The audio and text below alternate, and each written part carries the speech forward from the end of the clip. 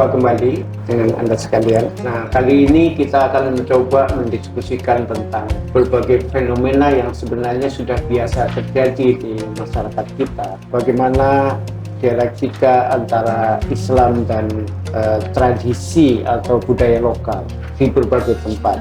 Syahsakhundin Sumatrani juga Syekh Yusuf Makassari itu memberikan dampak dan pengaruh yang besar terhadap penyebaran Islam di Nusantara. Ulama-ulama Nusantara ini secara genealogi mereka adalah ulama-ulama yang disebut oleh Gramsci itu sebagai organik intelektual.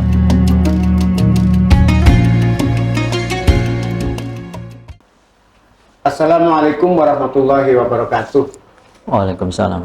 Podviners yang saya cintai dan saya sayangi. Di sini Ahmad Suhaidi, host Podvin. Jumpa kembali dengan Anda sekalian. Nah, kali ini kita akan mencoba mendiskusikan tentang berbagai fenomena yang sebenarnya sudah biasa terjadi di masyarakat kita. Tentang bagaimana dialektika antara Islam dan tradisi atau budaya lokal di berbagai tempat. Ini masih sering didiskusikan, ada yang menentang, ada yang menerima, dan ada yang berusaha melakukan modifikasi dan seterusnya. Tapi intinya ini adalah sebuah pergulatan yang bersifat abadi. Mulai dari awal ketika Islam datang di Indonesia, di Nusantara, itu perjumpaannya boleh dibilang sebenarnya sangat mulus ya. Jadi ada karakter kosmopolitanisme dan terbuka dari masyarakat kita untuk menerima paham spiritual dan budaya dari luar, mulai dari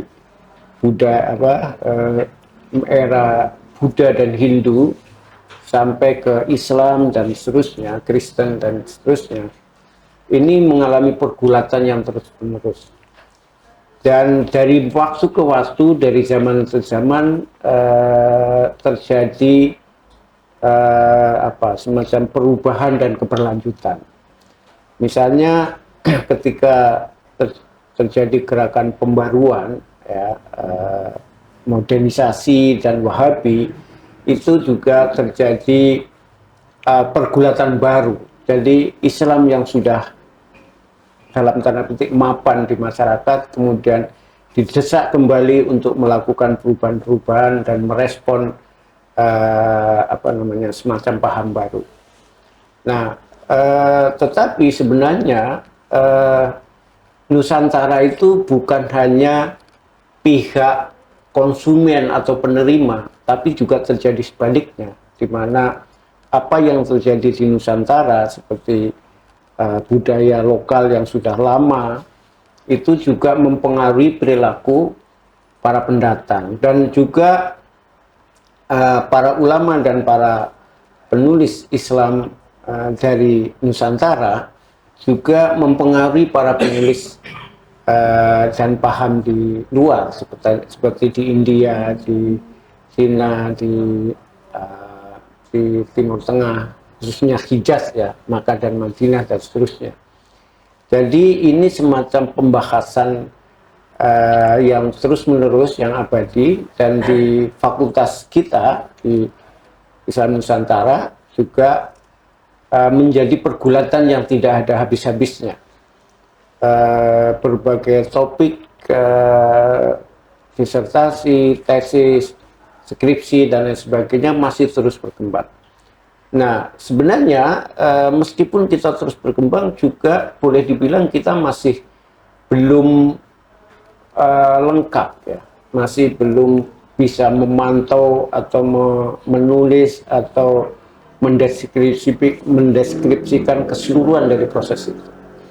Karena itu kita akan mencoba mendiskusikan tentang fenomena dialektika ini, Islam dan lokalitas atau lokal dan Islam, bersama dengan dosen yang juga di Fakultas Islam Nusantara Unsia, Mas Dr.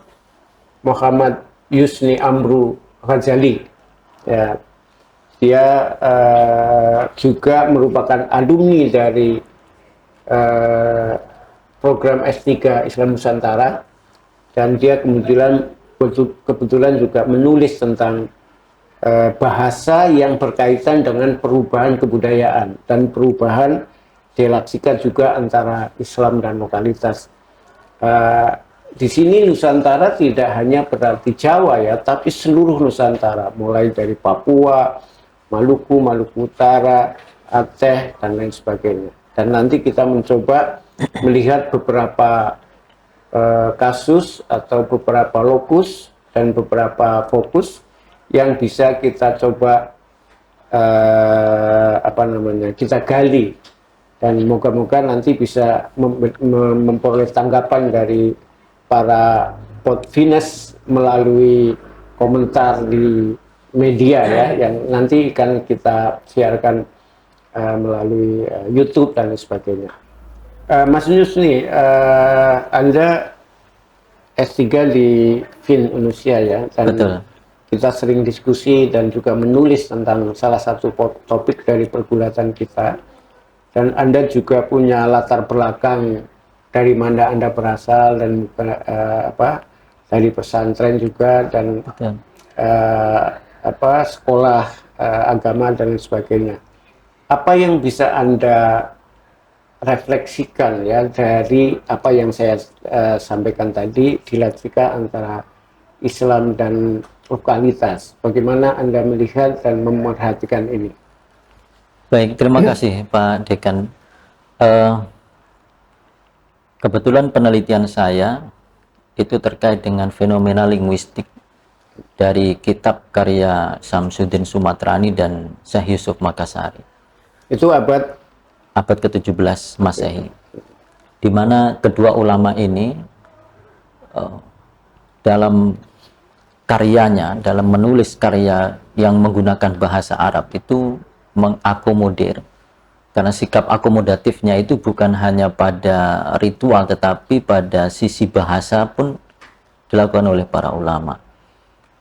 Ada banyak sekali kosakata, kalimat yang tertuang di dalam karya Samsudin Sumatrani, Syekh Yusuf Makassari itu lebih lentur. Jadi bahasa Arabnya itu disesuaikan dengan struktur bahasa lokal yang berkembang saat itu. Sehingga ketika para ulama ini menulis karya dengan bahasa Arab, teksnya menggunakan bahasa Arab, tapi struktur yang digunakan oleh kedua ulama tersebut dalam karya mereka itu menggunakan struktur lokal. Dalam hal ini adalah struktur Melayu.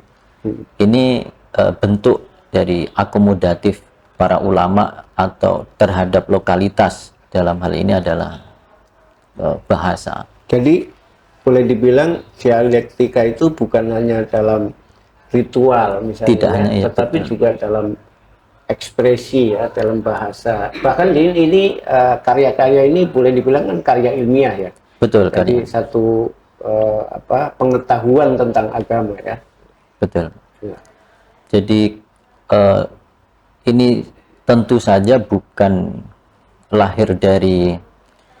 tidak lahir kecuali dari ulama-ulama yang mengerti betul kondisi dan masyarakat Nusantara pada saat itu. Yang dilakukan sikap akomodatif Samsudin Sumatrani dan Syekh Yusuf Makassari itu adalah berangkat dari beliau membaca kemampuan bahasa linguistik masyarakat Nusantara pada waktu itu terhadap bahasa Arab itu memang belum mumpuni, belum tinggi untuk mengkonsumsi bahasa Arab dengan bahasa fusha, dengan bahasa yang fasih, sehingga yang dilakukan Syekh Yusuf Makassari dan Syekh Samsudin Sumatrani adalah bagaimana menurunkan kualitas bahasa itu dan menggunakan struktur bahasa Melayu sehingga mereka dengan bahasa Arab, audiens dalam hal ini masyarakat Nusantara itu tetap bisa mengonsumsi ilmu pengetahuan, dalam hal ini tasawuf. Sebelum berlanjut soal substansi dari tulisan-tulisan mereka berdua ini, mereka itu belajar di mana sebenarnya? baik Syekh Yusuf Makassari maupun Syekh Samsudin Sumatrani, keduanya ini belajar di Haromain. Artinya bahwa keduanya ini sebenarnya secara kemampuan untuk menyusun kitab berbahasa Arab dengan kualitas yang bagus itu sangat memungkinkan. Bahkan Syekh Samsudin Sumatrani ini sering diminta oleh kerajaan Aceh pada waktu itu sebagai juru bicara, sebagai penerjemah dengan ketika ada tamu-tamu dari orang yang menggunakan bahasa Arab asli. Ada tipologi ulama Nusantara besar lahir di Nusantara, kemudian belajar di Nusantara, berdakwah di Nusantara. Ada ulama yang lahir di Nusantara, belajar di Haromain, kemudian berdakwah di Nusantara. Ada ulama yang lahir di Nusantara, belajar di Timur Tengah, berdakwah di Timur Tengah. Ada juga ulama Nusantara, dia tidak lahir dari Nusantara, dia dari Gujarat, dia dari Yaman, dia belajar di Haromain di Mekah, kemudian berdakwah di Nusantara. Ulama yang karakteristik karya dari tipologi ulama-ulama ini berbeda-beda. Misalnya ulama yang berdakwahnya di luar Nusantara, di Timur Tengah, maka kualitas bahasa Arabnya juga tinggi, seperti yang di karya Imam Syekh Nawawi Al-Bantani. Begitu juga sebaliknya, ketika ulama dari Gujarat, ulama dari Yaman itu membuat karya ilmiah berbahasa Arab untuk dikonsumsi masyarakat Nusantara, yang terjadi juga ada gap karena bahasa yang digunakan oleh ulama dari Yaman, dari India, dari Gujarat ini ada bahasa-bahasa yang tidak familiar di masyarakat Nusantara pada waktu itu. Nah, jadi sebenarnya dua ulama tadi itu bukan berarti tidak cermat dalam berbahasa Arab ya. Betul. Tetapi sebenarnya mereka itu menguasai bahasa Arab. Hanya ketika berkomunikasi dengan masyarakat, dia turunkan kira-kira ini fuskahnya gitu ya. Betul. Ya. Misalnya dalam kitab apa itu? Dalam kitab Sirul Asrar, bisa dilihat dalam kitab Sirul Asrar kayak Syekh Yusuf Makassari, atau di dalam kitab Jauharul Haqaiq karya Syekh Samsudin Sumatrani. Kedua kitab ini, jadi kalau seandainya artinya bahwa kedua ulama ini karena mengetahui kemampuan bahasa Arab masyarakat Nusantara pada waktu itu, sehingga beliau menurunkan atau bahkan ada proses bagaimana bahasa Arab itu diadaptasi dengan sesuai dengan bahasa lokal atau bahasa Melayu, yang itu merupakan bahasa keseharian masyarakat Nusantara. Itu sebabnya juga kalau kita belajar di pesantren ya dulu, itu kita pakai terjemahan dalam versi apa namanya? Pegon. Ya, tapi utawi iku itu apa istilahnya? Makna gandul. Makna gandul ya. Jadi saya pernah di pesantren juga, ketika para kiai ini sebenarnya bahasa Arabnya luar biasa ya, artinya pernah tinggal di Arab dan lain-lain. Tapi ketika berkomunikasi dengan masyarakat, maka dia harus berbahasa sesuai dengan kemampuan masyarakatnya, tetapi tetap berpedoman pada apa namanya nahwu sorofnya gitu. Misalnya utawi iku gitu kan, itu kan taat pada tata bahasa gitu. Betul. Jadi bagian dari, termasuk diantaranya adalah aksara Jawi atau huruf Jawi yang menggunakan huruf Arab, aksara Arab untuk menulis pegon bahasa Indonesia itu. Itu adalah bagian dari diantara sikap akomodatif dan bagaimana lokalitas itu dipertimbangkan betul oleh para ulama di dalam literasi, dalam budaya literasi di Nusantara ini dalam proses Islamisasi di Nusantara. Dan ini saya kira belum menjadi perhatian sebagian studi Islam ya, bahwa yang dimaksud dengan dialektika Islam dan kelokalan itu biasanya kan praktek ya. Betul. Praktek ritual seperti ziarah kubur, kemudian tahlil, kemudian dan lain sebagainya. Tetapi sebenarnya dialektika lokalitas dan Islam itu terjadi dalam banyak aspek ya. Dalam banyak. Termasuk dalam soal linguistik bahasa gitu. Dan kedua ulama tadi kan terlibat dalam pemerintahan, kekuasaan. Betul. Syekh Yusuf itu terlibat di Banten, ya kan? Betul. Kemudian Samsudin itu di Aceh, di apa namanya? Sudah Kesultanan Aceh ya pada waktu itu. Pada masa siapa ya waktu itu ya sultannya? Iskandar Muda. Iskandar Muda satu ya. Atau Sofiyatuddin kalau nggak salah. Oke, ya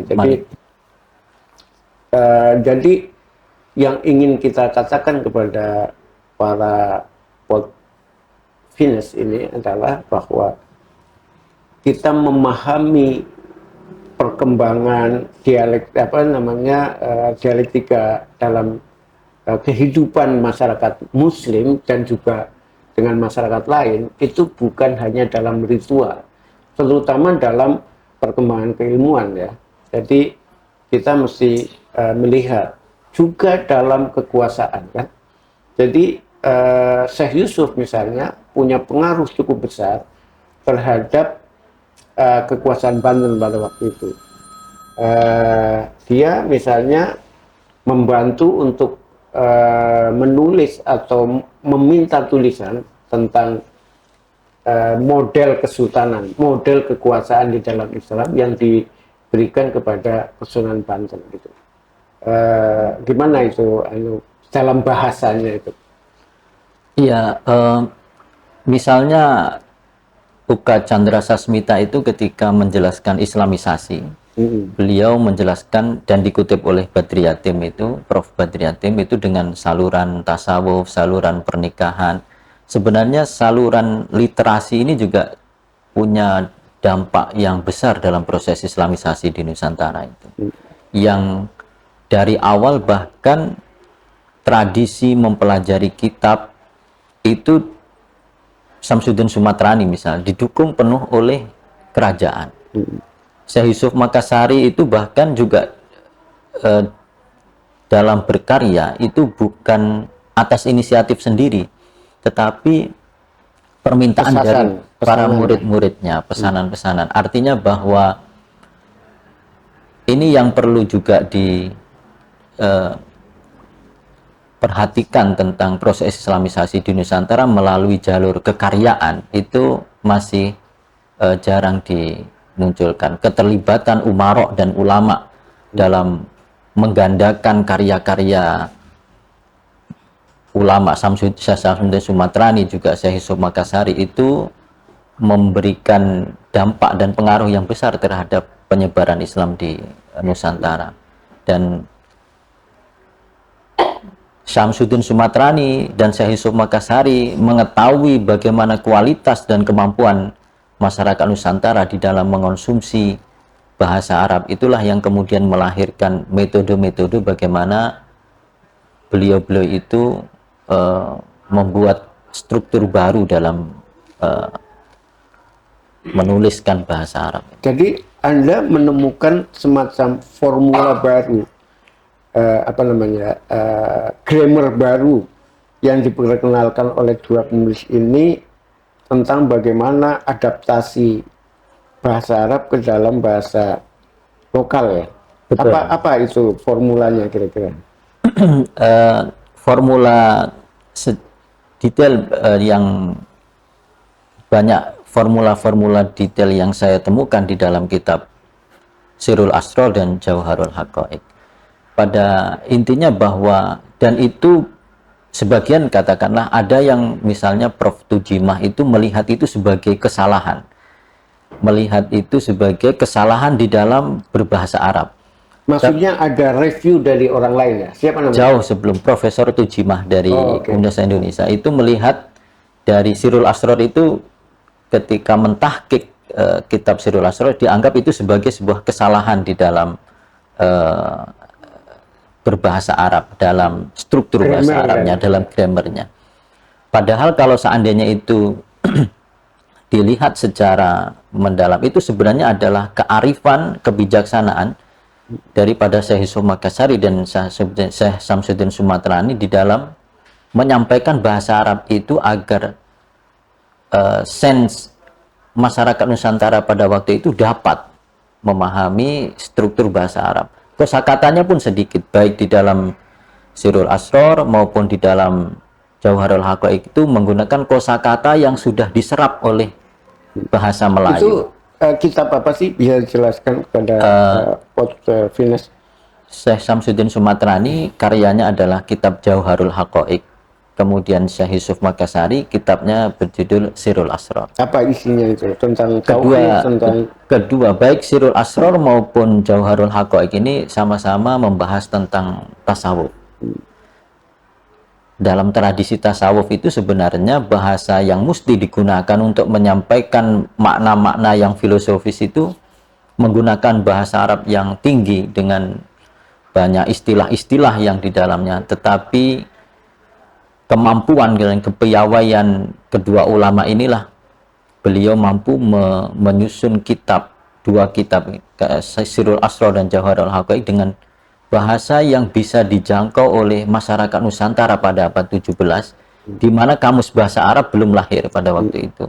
Tetapi karena kemampuan kedua ulama ini di dalam menyusun struktur bahasa Arab yang familiar bagi masyarakat Melayu, dengan diksi-diksi yang sudah bahasa Arab yang sudah diserap, sehingga hal itu memudahkan untuk memahami isi daripada kedua kitab tersebut. Jadi boleh dibilang para pembawa Islam itu sebenarnya mengadaptasi tradisi yang ada, sebagian ya, tidak justru memaksakan, itu kira-kira. Ya, betul, Pak Dekan. Kebetulan ini soal bahasa, bukan soal praktek ritual kan. Betul. Jadi baik dalam praktek ritual, dalam tasawuf misalnya, para ulama juga banyak mengadaptasi, kalau menyesuaikan dengan kondisi kebudayaan yang berkembang di masyarakat. Ternyata ada juga sisi lain, yaitu soal bahasa, soal linguistik.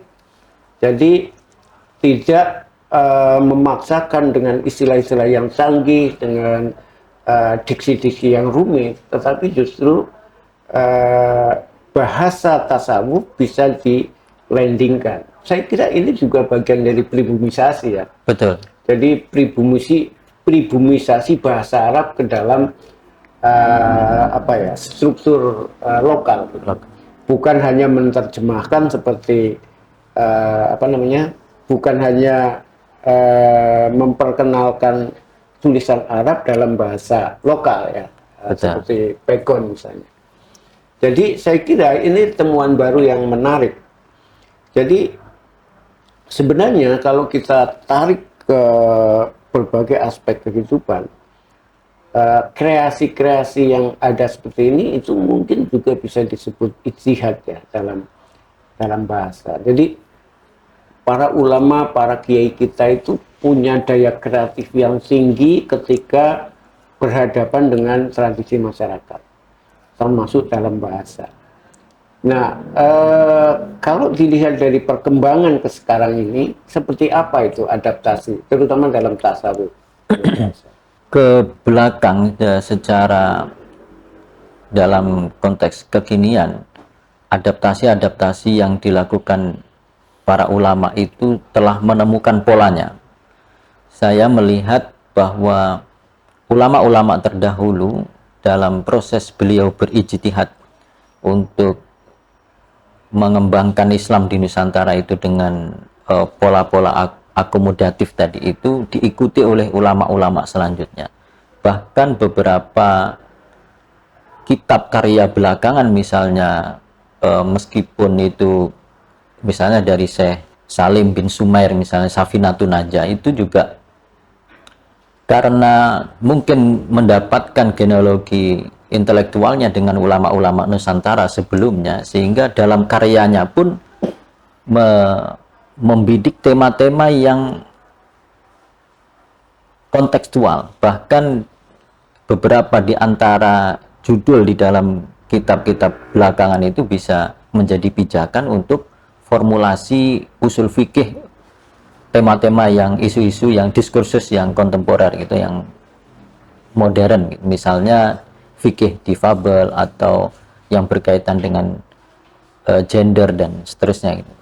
Jadi pola ijtihad dari para ulama itu terus mengalami perkembangan. Jadi kalau saya merefleksikan, jadi kreativitas ulama ini bukan hanya dalam proses ijtihad formal ya, misalnya melalui basul masail atau melalui pembahasan-pembahasan formal di pesantren, tetapi justru yang lebih menonjol itu juga justru dalam praktek sosial sehari-hari. Misalnya bagaimana cara para ulama memutuskan ketika umatnya ingin ikut dalam upacara apa labuh gitu ya, apa namanya, nyadran misalnya, secara apa ya, secara saklek saat itu sebenarnya bertentangan kan dengan tradisi yang ada di dalam Islam yang ada di teks. Tetapi dalam prakteknya kemudian diadaptasi tapi sekaligus diubah gitu. Diadaptasi artinya upacaranya sendiri itu ditoleransi, tapi isinya itu bisa diubah. Juga dalam berbagai peristiwa, dalam berbagai upacara ritual di masyarakat itu banyak sekali terjadi kreativitas itu. Saya kira tugas kita ya Mas Yusni itu mencatat proses kreativitas itu bukan hanya yang ada di kita gitu. Bukan hanya diproses di dalam pembahasan formal ya. Seperti misalnya kalau MUI itu apa namanya, kalau Munas ya. Munas. Yang membahas tentang berbagai isu. Oke, itu akan terjadi juga di NU Muhammadiyah. Tapi yang lebih menantang sebenarnya adalah bagaimana menuliskan, menarasikan, menteorisasikan proses kreatif para ulama ini di dalam praktek sosial, gitu.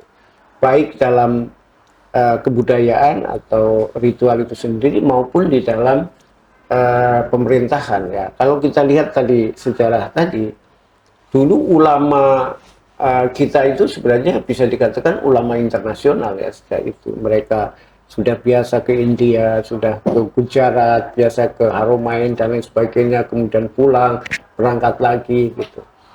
Jadi sejak dulu sebenarnya ulama-ulama kita itu sudah sifatnya internasional. Tetapi tetap saja ketika balik atau berkomunikasi dengan masyarakat, mereka mengadaptasi, menyesuaikan dengan kemampuan itu. Sehingga itulah sebabnya kenapa attachment antara masyarakat dengan ulama atau kiai itu sangat lengket. Bukan hanya dalam soal agama dan tetapi kehidupan secara umum. Betul. Dalam pemerintahan, dalam ekonomi, dan lain sebagainya. Mungkin bisa bikin closing statement Mas kalau menurut saya bahwa ulama-ulama Nusantara ini secara genealogi mereka adalah ulama-ulama yang disebut oleh Gramsci itu sebagai organik intelektual. Mereka memiliki kemampuan membaca masyarakat. Mereka memiliki kemampuan untuk mentransfer ide, gagasan, gerakan, spirit, sehingga dengan karakter mereka, dengan ijtihad mereka, dengan pola mereka yang kemudian itu genuine, asli, dan bisa dikaji, bisa diteruskan, bisa dilanjutkan oleh ulama-ulama generasi selanjutnya. Oke, terima kasih Mas Yusi Amru. Saya kira kajiannya sangat menarik dan perlu dikembangkan. Saya kira ini juga menantang para intelektual dan peneliti sebenarnya bahwa dialektika, adaptasi dan lain sebagainya ternyata tidak hanya terjadi pada praktek ritual dan proses ijtihad formal, tetapi juga dalam bahasa dan lain sebagainya. Para Podfiners, terima kasih atas perhatian Anda. Dan saya kira kita akan membahas topik-topik yang lebih menarik ke depan. Saya Ahmad Swaidi, host dari Podfin, dan subscribe, like, dan sharing. Wallahul muwaffiq. Wassalamualaikum warahmatullahi wabarakatuh.